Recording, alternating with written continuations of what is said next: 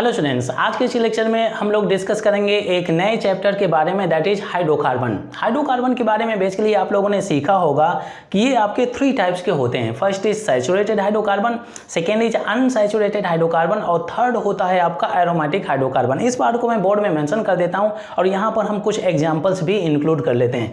जैसे हो गया आपका हाइड्रोकार्बन। ये जो आपका हाइड्रोकार्बन होता है ये 3 टाइप्स का होता है भाई। फर्स्ट जो होता है आपका सैचुरेटेड हाइड्रोकार्बन, सैचुरेटेड होता है, सैचुरेटेड टाइप का। और जो सेकेंड होता है आपका अनसैचुरेटेड होता है, अनसैचुरेटेड, ठीक है भाई। और जो आपका थर्ड होता है ये होता है आपका एरोमेटिक टाइप का होता है भाई, एरोमेटिक होता है। अब देखिए, अगर मैं सैचुरेटेड हाइड्रोकार्बन के बारे में बात करूं तो यहां पर क्या होता है, कार्बन कार्बन के बीच में एक सिंगल बॉन्ड होता है, मतलब कि सिग्मा बॉन्ड होता है। ये आपका सिग्मा बॉन्ड होता है, ये चीज आप दिमाग में रखें। सैचुरेटेड हाइड्रोकार्बन के जितने भी कंपाउंड्स हैं उनमें से कार्बन कार्बन के बीच में सिंगल बॉन्ड ही होता है। जैसे यहाँ पर कुछ एग्जांपल से ले लें, ये CH3 आपका, ये CH3 हो गया तो 2 कार्बन है तो ईथेन हो जाता है। यहाँ पर हो गया CH3 आपका CH2 और ये आपका CH3 हो गया, ये प्रोपेन हो गया क्योंकि 3 कार्बन लगे हुए हैं। यहाँ पे अगर मैं कुछ ब्रांचिंग शो कर देता हूँ, CH3 आपका CH, ये हो जाता है आपका CH3, तो इसमें अगर आप देखें कितने कार्बन है भाई, 4 कार्बन है। यहाँ पे जो ग्रुप लगा हुआ है इसको हम बोलते हैं आइसो, बोलते हैं आइसो, तो ये हो जाता है आपका आइसोब्यूटेन। जो आपके सैचुरेटेड हाइड्रोकार्बन होते हैं उनको हम बोलते हैं एल्केन, बोलते हैं भाई, इनको हम बोलते हैं एल्केन। तो इसी वजह से इनके नेमिंग में अगर आप ध्यान दें तो ये हो गया आपका ईथेन, ये हो गया आपका प्रोपेन और ये हो जाता है आपका आइसोब्यूटेन। इस तरह से इनकी नेमिंग बहुत ही आसान है, बहुत ही आसानी से कर सकते हैं। अब देखिए भाई, अगर मैं अनसैचुरेटेड हाइड्रोकार्बन के बारे में बात करूं तो यहाँ पर कार्बन कार्बन के बीच में क्या होता है भाई, डबल बॉन्ड होता है। डबल बॉन्ड भी हो सकता है और ट्रिपल बॉन्ड भी हो सकता है, ये पार्ट आप दिमाग में रखें। अनसैचुरेटेड हाइड्रोकार्बन में जिनमें से डबल बॉन्ड रहता है तो एक होता है आपका सिग्मा बॉन्ड और एक होता है आपका पाई बॉन्ड। जिसमें से ट्रिपल बॉन्ड होगा तो उसमें से आपका ये रहेगा पाई बॉन्ड, ये भी आपका पाई बॉन्ड रहेगा और जो आपका मिडल वाला रहता है आपका ये सिग्मा बॉन्ड रहता है। ये चीज दिमाग में रखें। ट्रिपल बॉन्ड में क्या रहेंगे, 2 pi bond 1 sigma bond, double bond में 1 पाई बॉन्ड 1 सिग्मा बॉन्ड। इनसे रिलेटेड अगर कुछ एग्जांपल्स लेना चाहें, जैसे इसको आप बोलेंगे एल्कीन, ये एल्कीन हो जाता है जिसमें से कार्बन कार्बन के बीच में डबल बॉन्ड होता है। अगर कार्बन कार्बन के बीच में ट्रिपल बॉन्ड होता है तो इसको आप बोल सकते हैं एल्काइन हो जाता है भाई, ये ऐसे हो जाता है, ठीक है भाई। इनसे रिलेटेड अगर आप कुछ एग्जाम्पल से लेना चाहें, जैसे आपका CH2 डबल बॉन्ड, ये CH2 हो गया, ठीक है भाई। अब इसके बाद में जैसे CH3, ये आपका CH डबल बॉन्ड, ये CH2 हो गया। कुछ और एग्जांपल जैसे मेंशन करना चाहें, जैसे एल्काइन से रिलेटेड कुछ एग्जांपल्स लें, CH3 ये ट्रिपल बॉन्ड, ये CH हो गया और ये CH3 ये आपका C और ट्रिपल बॉन्ड ये CH हो जाता है। अनसैचुरेटेड हाइड्रोकार्बन में इनके जो कंपाउंड्स हैं तो एक से अधिक डबल बॉन्ड भी हो सकते हैं, ट्रिपल बॉन्ड भी हो सकते हैं, ऐसा नहीं कि केवल एक ही डबल बॉन्ड होना है। अब देखिए भाई, अगर मैं एरोमेटिक हाइड्रोकार्बन के बारे में बात करूं तो मतलब है कि यहाँ पर एक ऐसा कंपाउंड रहेगा जिसका एरोमेटिक कैरेक्टर होगा या एरोमेटिक टाइप का कंपाउंड होगा। जैसे बेंजीन हो गया, बेंजीन तो आपका एरोमेटिक होता है बाई नेचर, जैसे C6H6 हो गया, ठीक है। इससे रिलेटेड कुछ अगर कंपाउंड्स ले लेते हैं, जैसे बेंजीन रिंग हो गया भाई, यहाँ पर मैंने लगा दिया एल्काइल ग्रुप लगा दिया तो इसको आप बोल सकते हैं मिथाइल बेंजीन बोल सकते हैं। कॉमन नेम इसको बोल सकते हैं टॉलुइन बोल सकते हैं। अब इसके बाद में अगर कुछ और एग्जांपल्स ले लूँ, अगर 2 मिथाइल ग्रुप लगा देता हूँ, जैसे यहाँ पर हो गया CH3 और ये आपका CH3 हो गया, इसकी नेमिंग करें तो 1 2 3 4 हो गया भाई, तो 1,4 डाई मिथाइल बेंजीन हो गया। बहुत ही ईजी नेमिंग है, बहुत ही आसानी से इस पार्ट को समझ सकते हैं, 1,4 डाई मिथाइल बेंजीन। अगर यहाँ पर मैं कुछ ब्रांचिंग शो कर देता हूँ, जैसे ब्रांचिंग हो गया, ये आपका हो गया ये पार्ट मैंने मेंशन कर दिया, तो यहाँ पर कितने कार्बन हो गए, 1 कार्बन हो गया, 2 कार्बन हो गया, 3 कार्बन हो गया, तो ये आपका आइसोप्रोपाइल बेंजीन हो जाता है।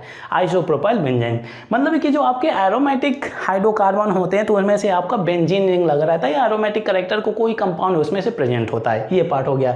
तो आज के इस लेक्चर में हम लोग डिस्कस करेंगे सैचुरेटेड हाइड्रोकार्बन के बारे में, मतलब है कि हम एल्केन के बारे में डिस्कस करने वाले हैं।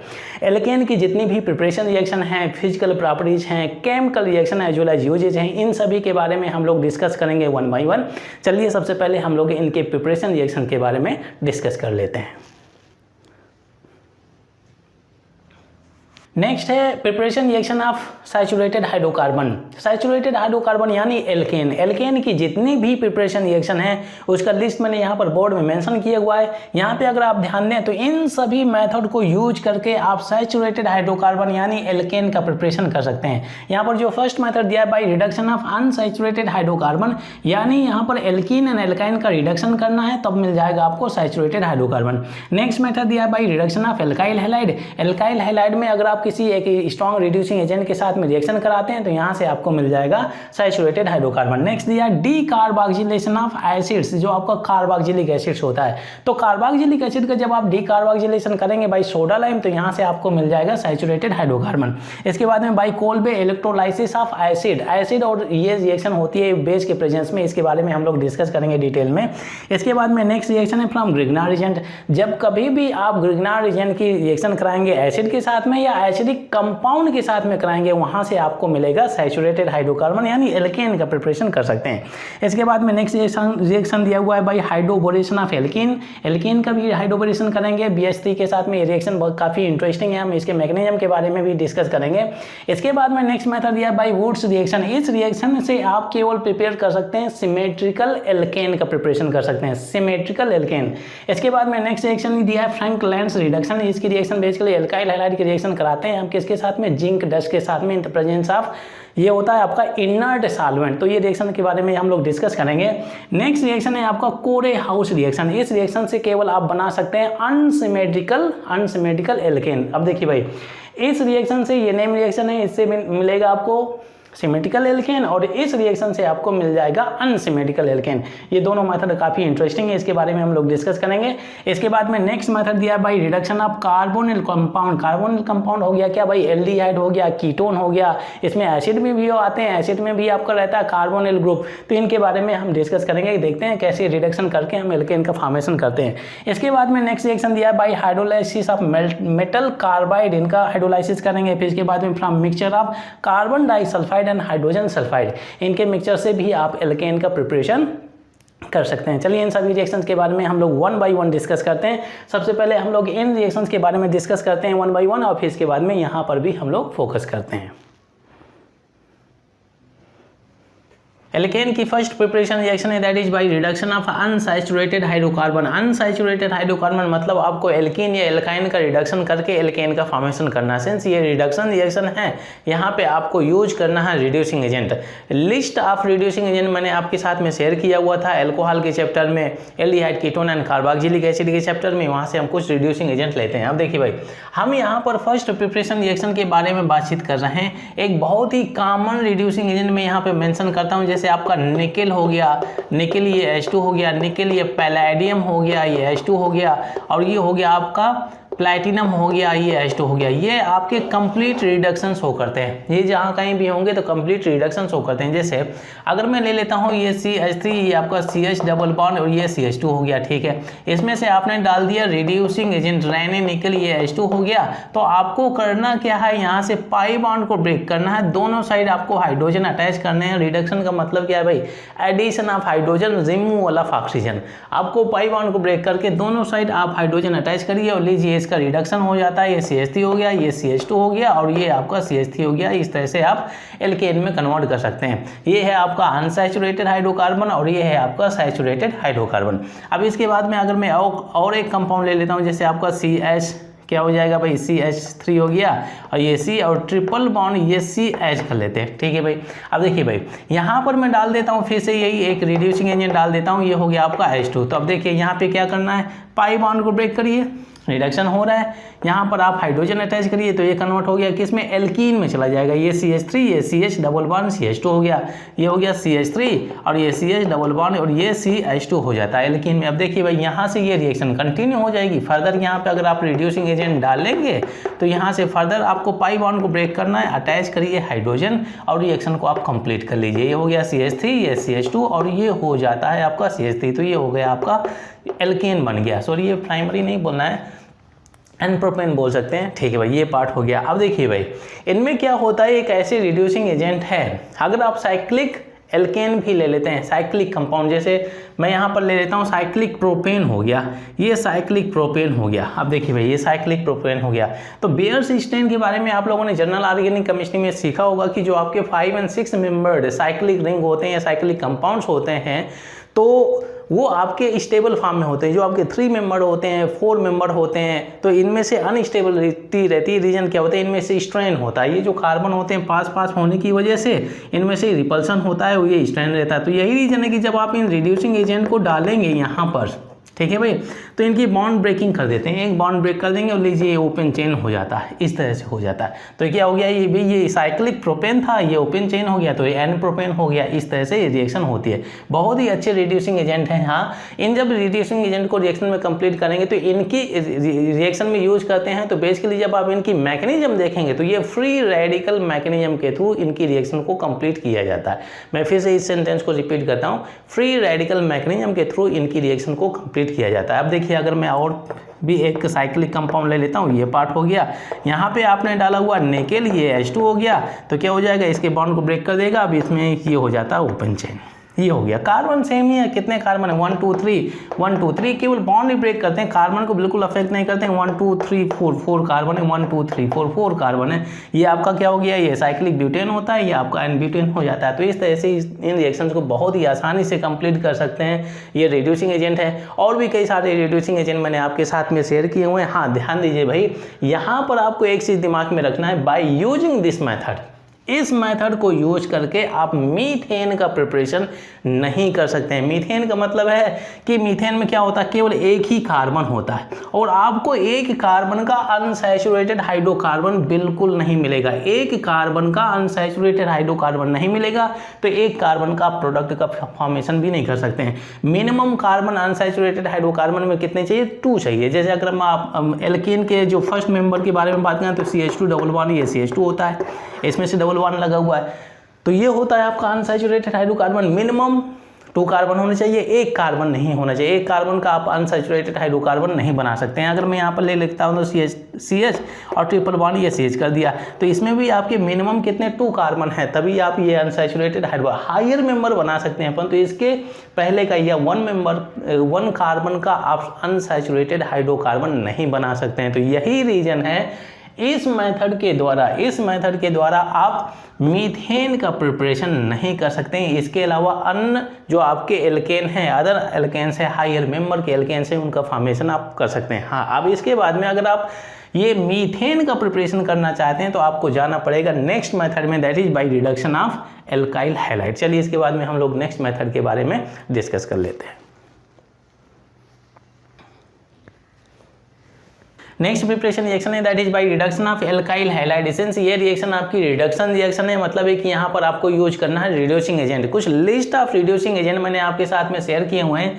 यहाँ पे अगर आप ध्यान दें तो ये सभी के सभी आपके रिड्यूसिंग एजेंट हैं। जैसे ये जिंक हो गया, डाइल्यूट HCl हो गया, जिंक हो गया, ये एसिटिक एसिड हो गया, जिंक कॉपर का कपल हो गया, ये C2H5 एथेनॉल हो गया, ये सोडियम एथेनॉल हो गया, ये है आपका लिथियम एल्युमिनियम हाइड्राइड, बहुत ही अच्छा रिड्यूसिंग एजेंट। अब इसके बाद में दिया हुआ है आपका NaBH4, फिर इसके बाद में ट्राइफिनाइल टीन हाइड्राइड। अब देखिए भाई, ये जो आपके रिड्यूसिंग एजेंट है ये एक ऐसा मिक्सचर है जो आपका नेसेंट हाइड्रोजन रिलीज करेगा। कोई भी मिक्सचर जो आपका नेसेंट हाइड्रोजन रिलीज करेगा रिड्यूसिंग एजेंट की तरह काम करेगा। अब देखिए भाई, यहाँ पे अगर मैं बात करूँ इन रिड्यूसिंग एजेंट के बारे में, तो ये जो आप मैंने यहाँ पर लाइन खींचा हुआ, तो ये एक ऐसे रिड्यूसिंग एजेंट है, चाहे आप प्राइमरी हैलाइड ले लें, चाहे सेकेंडरी हैलाइड ले लें, चाहे टर्सरी हैलाइड ले लें, इन सभी टाइप के हैलाइड को ये एल्केन में कन्वर्ट कर देते हैं, एल्केन में कन्वर्ट करते हैं। ये पार्ट आप दिमाग में रखें, यहाँ पे मैं मेंशन कर देता हूँ। प्राइमरी हैलाइड लेंगे, सेकेंडरी ले लेंगे या टर्सरी ले लेंगे, यहाँ पर भी प्राइमरी ले लेंगे, सेकेंडरी ले लेंगे, टर्सरी एल्काइल हैलाइड लेंगे, तो ये कन्वर्ट करेंगे किसमें, एल्केन में कन्वर्ट कर देंगे। ये इनको एल्केन में कन्वर्ट कर देते हैं। आप देखिए भाई, अगर आपने लिथियम एल्युमिनियम हाइड्राइड लिया हुआ है, ध्यान दीजिए, लिथियम एल्युमिनियम हाइड्राइड लिया है, तो ये primary halide and secondary halide को कन्वर्ट करेगा किसमें, एल्केन में कन्वर्ट करेगा, एल्केन में।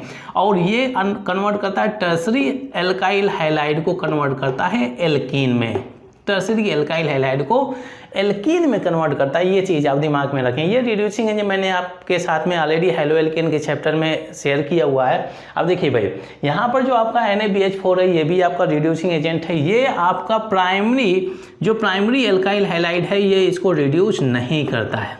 ठीक है भाई, प्राइमरी एल्काइल हैलाइड के साथ में रिएक्शन को रिस्पॉन्ड नहीं करता है। अगर आपने secondary and tertiary alkyl halide लिया है तो ये इसको एल्केन में कन्वर्ट कर देगा। ये बहुत ही इंपॉर्टेंट इंफॉर्मेशन मैं आपके साथ में शेयर कर रहा हूँ। ये चीज़, ये पार्ट आपको दिमाग में रखना। लिस्ट ऑफ रिड्यूसिंग एजेंट आपके साथ में तो होने चाहिए, परंतु उनके एप्लीकेशन के बारे में आपको मालूम होना चाहिए कि कौन सा रिएजेंट किस तरह से किसी अदर सब्सटेंस को रिड्यूस करता है। मैंने कुछ ऐसे भी रिड्यूसिंग एजेंट शेयर किए हैं आपके साथ में कि कुछ स्पेसिफिक टाइप के कंपाउंड को ही रिड्यूस करते हैं, वो सभी कंपाउंड को रिड्यूस नहीं कर सकते हैं। अब देखिए भाई, रिएक्शन करा लेते हैं। जैसे अगर मैं ले लेता हूँ, ये हो गया आपका CH3, ये आपका CH2 और ये आपका CH2 हो गया, ये Cl हो गया। ठीक है, अब यहाँ पर अगर आपने डाला हुआ है Na और ये आपका C2H5 डाला हुआ है, OH हो गया। ठीक है भाई, तो यहाँ पे क्या करेंगे भाई, यहाँ पर एक रिड्यूसिंग एजेंट की तरह काम कर रहा है, तो मतलब है कि इस बॉन्ड को ब्रेक करना है, आपको हाइड्रोजन अटैच करना है। रिडक्शन का मतलब क्या है कि एडिशन ऑफ हाइड्रोजन, तो क्या हो जाएगा आपका, ये हो जाता है आपका CH3 और ये आपका CH2 और ये आपका CH2 और ये आपका ये तो CH3 में कन्वर्ट हो गया। अब ये हो गया आपका HCl। इस तरह से रिएक्शन आप बहुत ही आसानी से कंप्लीट कर सकते हैं। अब देखिए भाई, यहाँ पर अगर मैं ले लेता हूँ जैसे CH3 हो जाएगा, अब ये आपका CH2 हो गया और यहाँ पे हम ले लेते हैं जैसे CH हो गया और ये Cl हो गया और ये आपका CH3 हो गया। ठीक है, तो इसमें चाहे आप डाल दें लिथियम एल्युमिनियम हाइड्राइड, ठीक है, और चाहे यहाँ पर आप डाल दें NaBH4 डाल दें। देखिए, ये lithium aluminium hydride secondary alkyl halide को एल्केन में कन्वर्ट करेगा, NaBH4 भी आपका सेकेंडरी एल्काइल हैलाइड को एल्केन में कन्वर्ट करेगा। तो दोनों में से कोई भी रिड्यूसिंग एजेंट ले सकते हैं।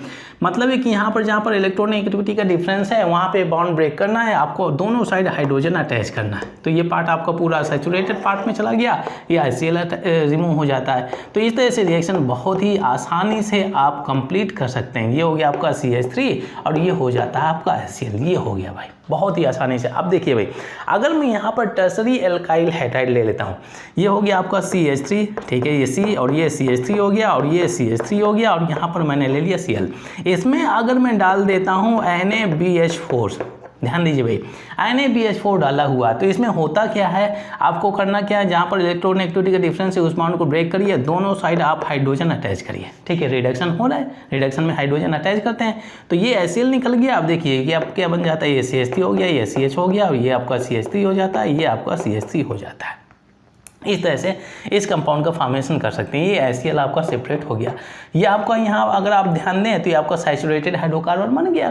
ठीक है भाई, ये 2 एल्काइल हो गया, ये 2 मिथाइल प्रोपेन बोल सकते हैं। ठीक है भाई, अब देखिए अगर मैं टर्सरी एल्काइल हैलाइड का रिडक्शन करता हूँ by using lithium aluminium hydride, तो क्या होता है, ये हो गया CH3, ये C और ये CH3 और ये CH3 हो गया और यहाँ पे आपने Cl लिया।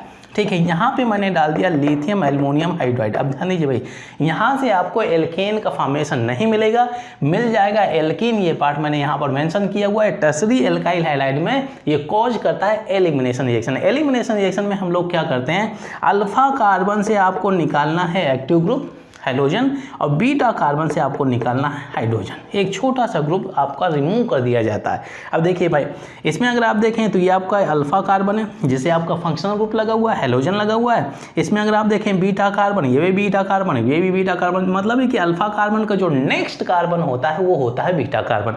चाहे इससे आप हाइड्रोजन निकालें, चाहे इससे हाइड्रोजन निकालें। चलिए मैं इसको बीटा कार्बन मान लेता हूँ, तो ये CH2 कर दिया, H हो गया, तो इसमें से ये एलिमिनेशन हो जाता है। छोटा सा पार्ट आपका रिमूव कर दिया जाता है। ये HCl आपका निकल गया। तो ये क्या हो गया भाई, ये CH3 हो गया, ये C, ये CH3 लगा हुआ है, ये CH3 लगा हुआ है। अब देखिए भाई, अगर ये बॉन्ड ब्रेक हो रहे हैं तो यहाँ पर डबल बॉन्ड आ जाएगा, ये डबल बॉन्ड आ गया, अब ये CH2 हो जाता है, ये CH2 बचा हुआ है, अब ये HCl निकल गया, तो यहाँ पे अगर आप देखें तो लीजिए ये HCl हो जाता है। तो ये चीज़ दिमाग में रखें, यहाँ पर आपको अनसैचुरेटेड हाइड्रोकार्बन मिल रहा है, ये एल्कीन का फॉर्मेशन होता है, एल्केन का फॉर्मेशन नहीं होता है। तो ये कंडीशन आप दिमाग में रखें, बहुत ही इंटरेस्टिंग और बहुत ही इंपॉर्टेंट मैंने आपके साथ में इंफॉर्मेशन शेयर की हुई है। अब देखिए भाई, अगर मैं ले लेता हूँ यहाँ पर, जैसे मैंने ये आपका क्या है भाई, ये आपका दिया हुआ है, ये प्राइमरी एल्काइल हैलाइड दिया हुआ है, इसकी अगर रिएक्शन मैं कराता हूँ किसके साथ में, NaBH4, यहाँ पर मैं डाल दिया BH4, रिड्यूसिंग एजेंट है भाई, ये रिड्यूसिंग एजेंट हम लोगों ने सीखा हुआ। देखिए ये आपका NaBH4 है जो प्राइमरी एल्काइल हाइलाइड को ये रिड्यूस नहीं करता, मतलब रिएक्शन नहीं होती है। आप मिस्टेक मत करिए, आप हाइड्रोजन को यहाँ पर बॉन्ड को ब्रेक करके हाइड्रोजन अटैच करके इस तरह का प्रोडक्ट का फॉर्मेशन कर लें, नहीं ऐसा नहीं करना है, ये चीज़ आप दिमाग में रखें। तो यहाँ पर आपको एप्लीकेशन ऑफ रिड्यूसिंग एजेंट के बारे में मालूम होना चाहिए, तभी आप इन रिएक्शन को बहुत ही आसानी से कंप्लीट कर सकते हैं। चलिए इसके बाद में अब हम लोग नेक्स्ट प्रिपरेशन रिएक्शन के बारे में डिस्कस कर लेते हैं। थर्ड प्रिपरेशन रिएक्शन है that is by decarboxylation of acid. Acid का मतलब है कि यहाँ पर आपको लेना है कार्बोक्सिलिक एसिड। कार्बोक्सिलिक एसिड के जब आप डीकार्बोक्सिलेशन करेंगे in the presence of soda lime, तो यहाँ से आपको मिल जाएगा सैचुरेटेड हाइड्रोकार्बन। जैसे ये रिएक्शन कैसे होती है, यहाँ पर मैं ले लेता हूँ, ये एसिड हो गया भाई, ये एसिड हो गया, ठीक है, कार्बोक्सिलिक एसिड हो गया। यहाँ पे आप डालेंगे सोडा लाइम, ये NaOH और ये कैल्शियम ऑक्साइड का मिक्सचर होता है भाई। तो इसमें होता क्या, ये आपका जो ये CO2 ग्रुप है ये रिमूव हो जाता है। लीजिए यहाँ से आपका एल्केन का फॉर्मेशन होता है, ये इस तरह से एल्केन का फॉर्मेशन होता है, ये आपका गैस के फॉर्म में एस्केप हो जाता है। इस तरह से रिएक्शन कंप्लीट होती है। अब देखिए भाई, कुछ लोग इस रिएक्शन को ऐसे भी कंप्लीट करते हैं, जैसे आपका RCOO हो गया, ये आपका ONH हो गया, यहाँ पे आप डालेंगे सोडा लाइम। देखिए भाई, कुछ लोग कैसे क्या करते हैं, यहाँ पे लेते हैं NaOH के 2 मॉलिक्यूल्स, NaOH के 2 मॉलिक्यूल्स ले लिया, ठीक है भाई। यहाँ से आपको निकालना है क्या, H2O निकालना है, ये H2O निकाला हुआ है, ठीक है, ये H2 निकाला हुआ है। यहाँ पे CO डाल देता हूँ, ये CO मेंशन कर दिया हुआ है। अब देखिए भाई, ये Na2O ये निकलेगा, यहाँ से एक तो H2O निकला, ये H2O, यहाँ से Na2O निकलेगा और ये CO2 के साथ कंबाइन होगा तो Na2CO3 निकल जाएगा। तो ये हो जाएगा आपका Na2 और ये CO3 हो जाएगा भाई, ये Na2CO3। अब देखिए भाई, ये RH केवल बचा हुआ, तो लीजिए आपका ROH हो जाता है। ये H2O भी रहता है, ये H2O भी रहता है। अब देखिए भाई, ये आपका CaO Na2CO3 H2O रिएक्ट करते हैं, होता क्या है Na2CO3 और ये यहाँ से आपका CaO हो जाएगा और ये H2O के साथ में रिएक्ट करते हैं। तो अब देखिए वो होता क्या भाई, यहाँ पर आपका CaCO3 निकलेगा, CaCO3 निकल जाता है। अब इसके बाद में यहाँ पे अगर आप ध्यान दीजिए, एक ऑक्सीजन यहाँ पर है, एक ऑक्सीजन यहाँ पर है, 2 हाइड्रोजन है, मतलब कि 2 हाइड्रोजन 2 ऑक्सीजन बचे हुए हैं, तो यहाँ से आपको 2OH मिलेगा, ठीक है भाई।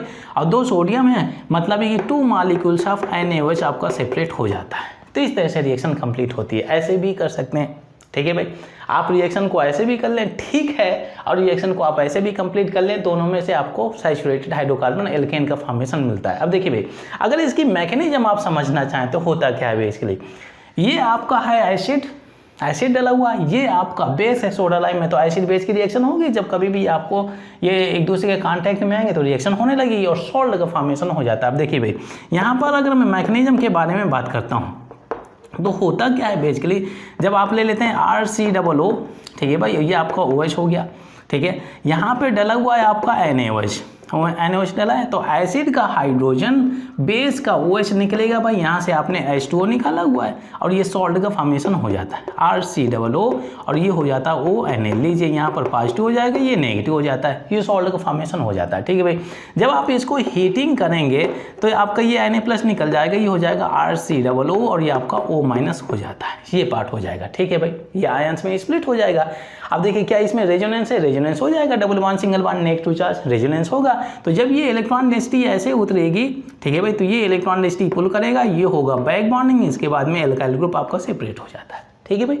जब ये इलेक्ट्रॉन डेंसिटी ऐसे उतरेगी तो oxygen being more electronegative repulsion की वजह से अपनी इलेक्ट्रॉन डेंसिटी पुल करेगा, फिर इसके बाद में होगा बैक बॉन्डिंग, अब ये एल्काइल ग्रुप निकल जाता है। अब देखिए भाई, होता क्या है, अगर जब एल्काइल ग्रुप निकलेगा तो यहाँ से आपका CO2 निकलेगा नहीं निकलेगा, क्योंकि जब ये जो आप इलेक्ट्रॉन डेंसिटी इधर उतरेगी तो ये डबल बॉन्ड बनाएंगे ना भाई, डबल बॉन्ड ये सेफ है ऑलरेडी, तो आपका ये COO और ये आपका CO2 निकल गया, यहाँ से आप CO2 निकाल सकते हैं, ये CO2 निकाल दिया, यहाँ से क्या बना भाई R, ये इसके पास में इलेक्ट्रॉन डेंसिटी है, ये इलेक्ट्रॉन डेंसिटी हो जाती है, ठीक है भाई। अब ध्यान दीजिए यहाँ पर होता क्या है, यहाँ पर वाटर हम लोगों ने निकाला हुआ था, ये एल्काइल ग्रुप है, इसके पास में एसिडिक हाइड्रोजन है या एक्टिव हाइड्रोजन बोल सकते हैं, ये आकर के उस एसिडिक हाइड्रोजन को इलेक्ट्रॉन डेंसिटी सप्लाई करेगा, क्योंकि वो हाइड्रोजन आपका H+ होता है, तो ये हो जाएगा आपका R-, ठीक है। यहाँ पर मैं वाटर मेंशन कर देता हूँ, ये वाटर हो गया। तो देखिए भाई, ये आपका एसिडिक हाइड्रोजन है, तो ये इलेक्ट्रॉन डेंसिटी को सप्लाई करेगा, तो इलेक्ट्रॉन डेंसिटी ये पुल करेगा। तो होता क्या है, यहाँ से आपका RH हो गया, बॉन्ड फॉर्मेशन होगा, अब ये आपका OH माइनस आयन निकल जाएगा। इस तरह से रिएक्शन होती है। देखिए एल्केन का फॉर्मेशन हो जाता है, तो ये है आपका मैकेनिज्म। अब देखिए भाई यहाँ पे अगर आप देखें कि जो CO लिया हुआ है, इस मैकेनिज्म में मैंने CO तो यूज ही नहीं किया हुआ है, इस मैकेनिज्म में मैंने CO के कैल्शियम ऑक्साइड तो यूज ही नहीं किया होता। इसका यूज क्यों किया जाता है कि जैसे अब यहाँ से अगर आप देखें ये आपका जो CO2 निकल रहा है, तो ये CO2 के साथ में रिएक्ट करके कैल्शियम कार्बोनेट बना लेता है। ये आपका कैल्शियम कार्बोनेट रखा हुआ है, ये कैल्शियम कार्बोनेट बना लेता है।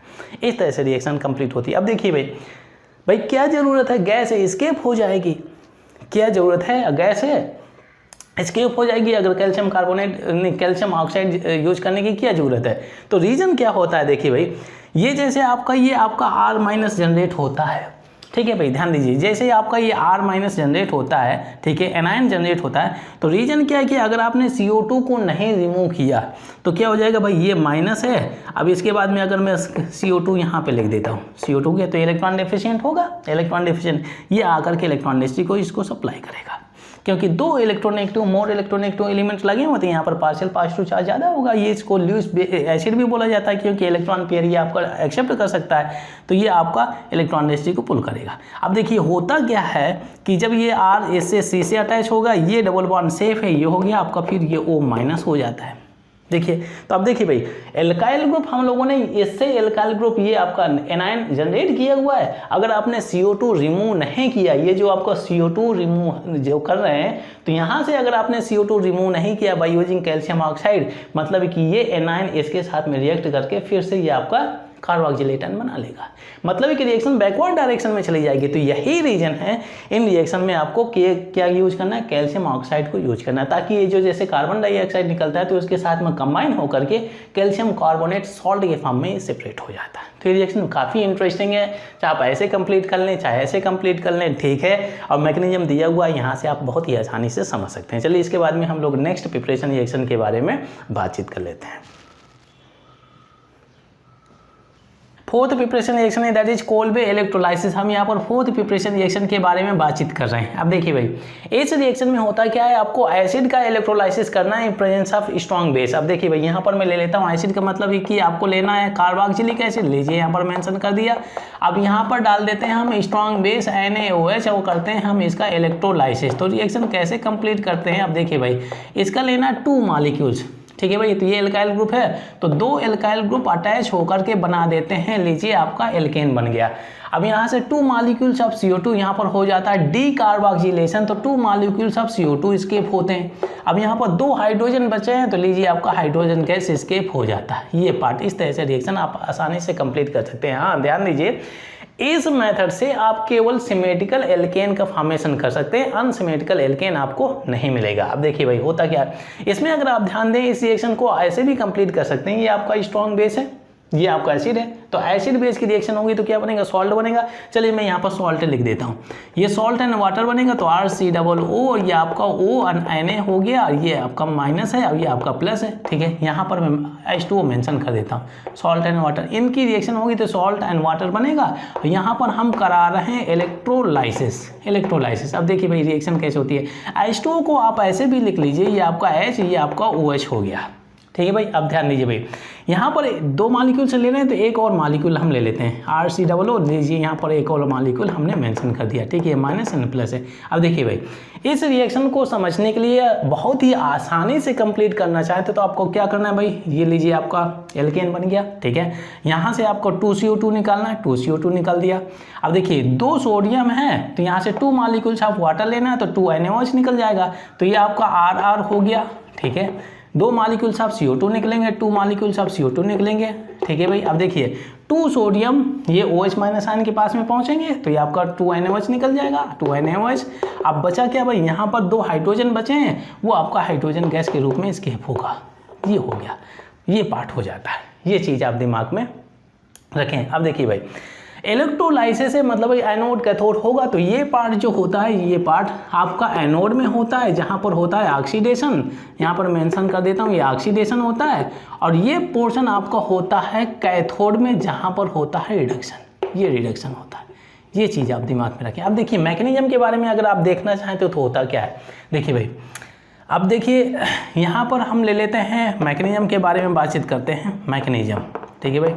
तो जो आपका जो सोडियम सॉल्ट ऑफ एसिड बनता है RCOO और ये आपका ONA होता है, ठीक है भाई। सोडियम सॉल्ट ऑफ एसिड, चाहे आप इसकी दोनों की रिएक्शन करा करके ये बना लेते हैं सोडियम सॉल्ट ऑफ एसिड। जब आप इसको हीट करेंगे तो क्या हो जाएगा, आपका प्लस माइनस में या आपका आयंस में स्प्लिट हो जाएगा, ये O- हो गया, ये आपका Na+ हो जाता है, ठीक है भाई। ठीक है भाई, अब ध्यान दीजिए, ये आपका पोर्शन जाएगा किस में से, एनोड में जाएगा एनोड में, जिसका होने वाला है ऑक्सीडेशन। और आपका मेटल क्या क्या होता है आपका, ये कैथोड में जाएगा, जिसका होता है रिडक्शन। ठीक है भाई, इलेक्ट्रोलाइसिस में होता है मेटल का रिडक्शन। अब देखिए, मैं कैथोड की रिएक्शन अगर आप चाहिए तो लिख देते हैं, यहाँ हम एनोड की ले लेते हैं। एनोड में क्या होता है भाई, यहाँ पर होता है ऑक्सीडेशन। और ऑक्सीडेशन में हम लोगों ने सीखा हुआ है कि इलेक्ट्रॉन हमेशा आपके राइट साइड ऐड किए जाते हैं। ठीक है भाई, ये आपका R, ये COO, आपका ये O- दिया हुआ है। ठीक है भाई, अब इसका अगर मैं इलेक्ट्रॉन रिमूव करता हूँ, ठीक है भाई, ये तो क्या हो जाएगा RCOO और ये आपका O हो जाएगा, तो एक इलेक्ट्रॉन ये हो जाएगा। ठीक है, इसको बैलेंस करना चाहें, बैलेंस है ऑलरेडी। अगर यहाँ पर हम 2 मॉलिक्यूल्स लेते हैं तो ये 2 यहाँ भी हो जाएगा, 2 इलेक्ट्रॉन यहाँ भी हो जाएगा। ठीक है, इस तरह से ये आपका रेडिकल के फॉर्म में आ जाएगा। इसका इलेक्ट्रॉन हमने निकाल दिया ना भाई, तो ये रेडिकल हो जाता है। ठीक है भाई, चार्ज बैलेंस कर लिए, यहाँ पर कितना नेगेटिव चार्ज है, इस साइड 2 नेगेटिव चार्ज है, इधर भी 2 नेगेटिव चार्ज है, चार्ज बैलेंस हो गया, मतलब कि रिएक्शन बैलेंस है। अब देखिए भाई, अगर मैं यहाँ पर बातचीत करता हूँ किसके बारे में, कैथोड के बारे में, कैथोड के बारे में, तो यहाँ पर हो रहा है रिडक्शन।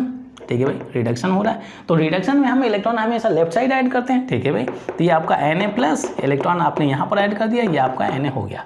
इसमें कितने इलेक्ट्रॉन है, 2 इलेक्ट्रॉन है, तो इसमें भी आप बैलेंस कर लेते हैं, 2 कर देते हैं, तो लीजिए आपका यहाँ पर हो जाता है रिडक्शन। ठीक है भाई, अब देखिए ये इलेक्ट्रॉन कैंसिल हो जाएंगे। अब देखिए यहाँ पर अगर आप ध्यान दें तो यहाँ पर क्या होता है कि यहाँ पर होमोलिटिक क्लीवेज होता है, होमोलिटिक क्लीवेज।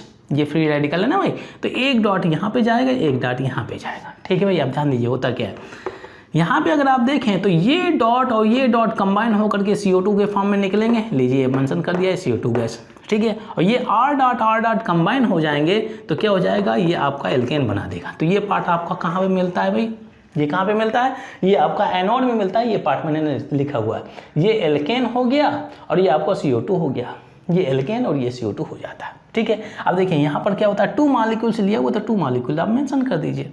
ठीक है, इस तरह से ये पोर्शन को कंप्लीट कर सकते हैं। अब देखिए भाई, यहाँ पर अगर आप ध्यान दें, ये आपका 2Na बना हुआ है, और 2Na ये जो सोडियम निकला हुआ है तो वाटर होता है इलेक्ट्रोलाइसिस में, तो क्या होता है भाई, वाटर तो मिला होगा, क्योंकि यहाँ पर हम लोगों ने सोडियम सॉल्ट ऑफ एसिड लिया हुआ है, वाटर तो निकला ही होगा, क्योंकि एसिड बेस की रिएक्शन होगी तो वाटर होगा।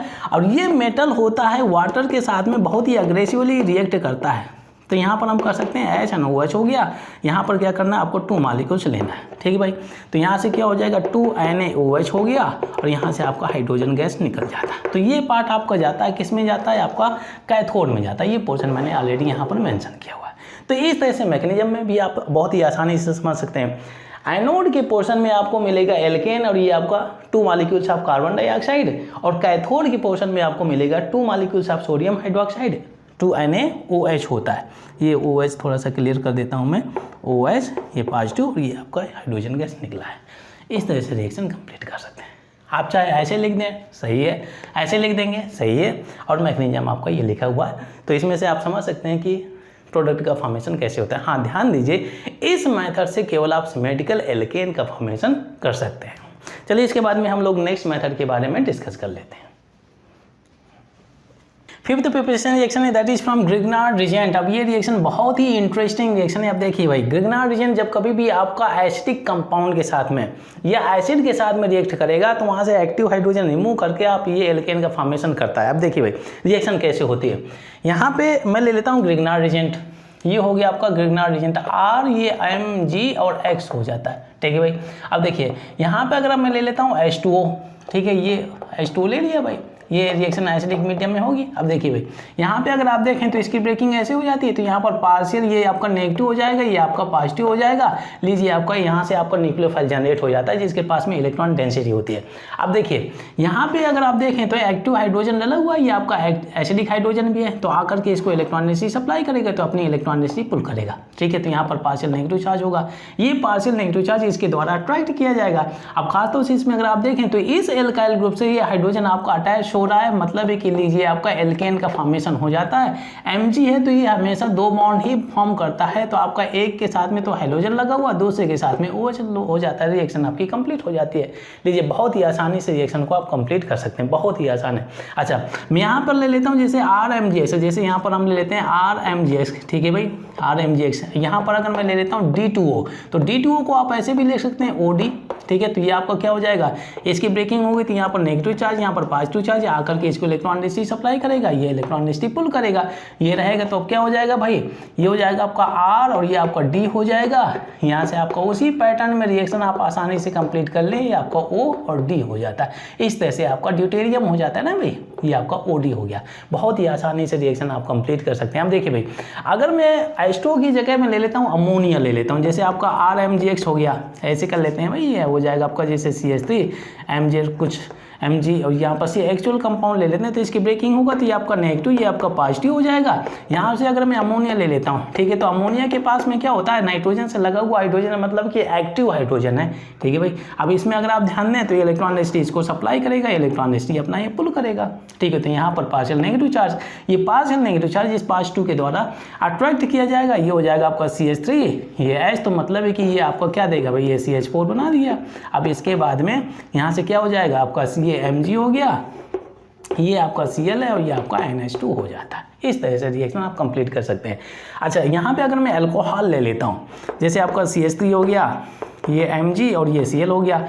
यहाँ पे अगर मैं ले लिया CH3, ये आपका CH2 और ये आपका ONH हो गया, ठीक है भाई। जो आपका प्राइमरी अल्कोहल होता है तो ये आपका एसिडिक इन नेचर होता है, जो आपका टर्सरी अल्कोहल होता है वो बेसिक इन नेचर होता है। उसकी टेंडेंसी होती है OH रिलीज करने के लिए, बिकॉज उसमें से मोर स्टेबल कार्बोकैटायन का फॉर्मेशन होता है। अब देखिए भाई, यहाँ पर होगा क्या, इसकी ब्रेकिंग करेंगे तो यहाँ पर न्यूक्लियोफाइल जनरेट होता है, तो ये आकर के एसिडिक हाइड्रोजन को इलेक्ट्रॉन डेंसिटी सप्लाई करेगा, तो ये ऑक्सीजन बीइंग मोर इलेक्ट्रोनेगेटिव ये इलेक्ट्रॉन डेंसिटी को पुल करेगा। तो यहाँ से भी आपको मिल जाता है, ये CH4 हो गया। अब देखिए ये Mg है और ये Cl लगा हुआ है, ये आपका O और ये आपका CH2 और ये CH3 हो जाता है। इस तरह से रिएक्शन बहुत ही आसानी से आप कंप्लीट कर सकते हैं, बहुत ही अच्छी रिएक्शन है। अगर मैं एसिड ले लेता हूँ, CH3 अब क्या हो गया, CH2 हो गया और ये Mg, ये Cl हो गया। आप ध्यान दीजिए, जिस तरह का एल्केन बनाना चाहें तो उतने जितने कार्बन का एल्केन बनाना चाहें ग्रिग्नार्ड रीजेंट में आपको उतने कार्बन ही लेने हैं, उतने ही कार्बन लेने, तभी आपको ये उस तरह का आपको एल्केन मिलेगा। क्योंकि इन कार्बन से इसका कुछ लेना देना नहीं है, इनसे अब ये केवल आपका हाइड्रोजन ही ले रहा है, इनसे केवल हाइड्रोजन ही ले रहा है। अब देखिए भाई, यहाँ पे अगर मैं ले लेता हूँ जैसे आपका CH3 और ये COO, ये आपका OH हो गया, ये एसिड है, तो इसकी ब्रेकिंग बहुत ही आसानी से यहाँ से होगी, ठीक है भाई। ये ब्रेकिंग यहाँ से करते हैं तो यहाँ पर नेगेटिव हो गया, यहाँ पर पॉजिटिव हो गया, ये इलेक्ट्रॉन डेंसिटी एसिडिक हाइड्रोजन को सप्लाई करेगा, ठीक है भाई। ये इलेक्ट्रॉन डेंसिटी अपना पुल करेगा, तो ये रिएक्शन कंप्लीट कर सकते हैं। ये आपका CH3, ये आपका CH3 हो गया और ये Mg हो गया, ये Cl हो गया और ये आपका O, ठीक है भाई, O आपका ये COO और ये O और यहाँ से क्या हो जाएगा, CH3 हो गया। तो इस तरह से रिएक्शन आप बहुत ही आसानी से समझ सकते हैं, बहुत ही इजी रिएक्शन है।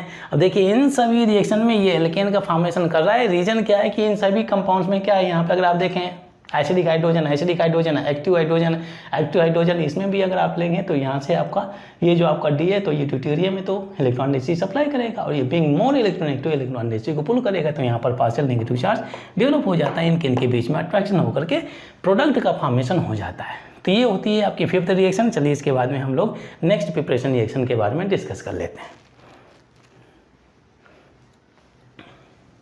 6th प्रिपरेशन रिएक्शन है, that is by hydroboration of alkene. यहाँ पर हम 6th प्रिपरेशन रिएक्शन के बारे में बातचीत कर रहे हैं। अब देखिए भाई, ये रिएक्शन बहुत ही इंटरेस्टिंग रिएक्शन है। अब देखिए भाई होता क्या है, यहाँ पे मैं ले लेता हूँ एल्कीन, जैसे आपका CH3 हो गया, ये आपका CH डबल बॉन्ड, ये आपका CH2 हो जाता है, ये है आपका अनसिमेट्रिकल एल्कीन, ठीक है भाई। हाइड्रोबोरेशन मतलब है कि यहाँ पर आपको रिएक्शन कराना है किसके साथ में, BH3 के साथ में। अगर आप देखिए भाई, यहाँ पे जो आपके 13 ग्रुप एलिमेंट होते हैं, जैसे बोरान हो गया, एल्युमिनियम हो गया, ये आपके एक्ट करते हैं लुईस एसिड की तरह।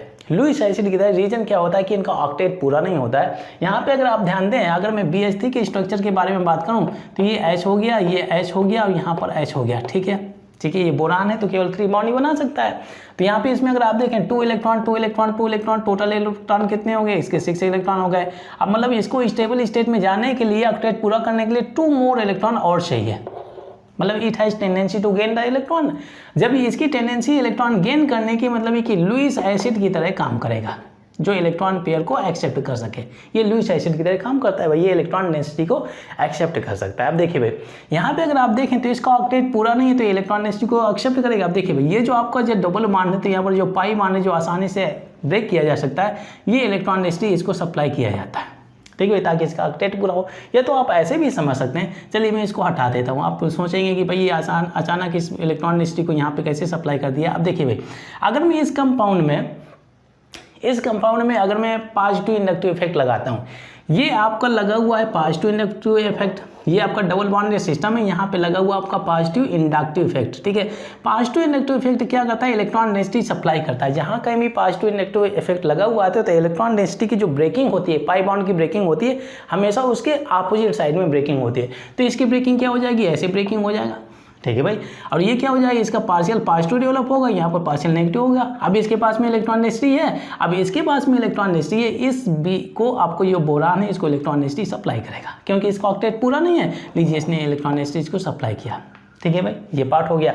अब ध्यान दीजिए यहाँ पे मैं इसको ऐसे कर देता हूँ, ये पार्ट हो जाता है बी हो गया, ये एच हो गया, ठीक है, ये एच हो गया, इसको मैं ऐसे कर देता हूँ, ठीक है, इसका स्ट्रक्चर बना देता हूँ। अब देखिए भाई यहाँ पे अगर आप देखें तो जो बोरान होता है केवल ये 3 बॉन्ड बना सकता है। यहाँ पे अगर आप देखें तो ये कितने बॉन्ड बनाएगा भाई, एक ये नया बॉन्ड बन रहा है और 3 बॉन्ड इसके, मतलब ये 4 बॉन्ड हो गए। तो अगर ये 4 बॉन्ड तो बना नहीं सकता, 4 बॉन्ड बना नहीं सकता, तो क्या होगा, अगर ये नया बॉन्ड बना रहा है तो इसको पुराना बॉन्ड ब्रेक करना पड़ेगा। तो यहाँ से क्या होगा, ये हाइड्रोजन इलेक्ट्रॉन डेंसिटी को पुल करेगा, ठीक है। तो यहाँ से हाइड्रोजन आयन नहीं निकलेगा, यहाँ से आपका हाइड्राइड आयन निकलेगा as a H minus, H के ऊपर आपका इलेक्ट्रॉन डेंसिटी होगा। अब देखिए भाई होता क्या है, ये जो आपका H माइनस निकलेगा, ये H माइनस आयन इस पॉजिटिव के द्वारा अट्रैक्ट किया जाएगा, ठीक है भाई। यहाँ पर पॉजिटिव चार्ज ऑलरेडी डेवलप है, तो ये पॉजिटिव चार्ज इस H माइनस को अट्रैक्ट करेगा, तो इसकी वैलेंसी सेटिस्फाई हो जाएगी। तो क्या हो जाएगा, ये आपका CH3, जब ये हाइड्राइड आयन आकर के इससे अटैच होगा तो ये CH2 में हो जाएगा, ये CH2, ये आपका CH2 है, CH2 है, ठीक है भाई। ये डबल बॉन्ड से सिंगल बॉन्ड कन्वर्ट हो गया।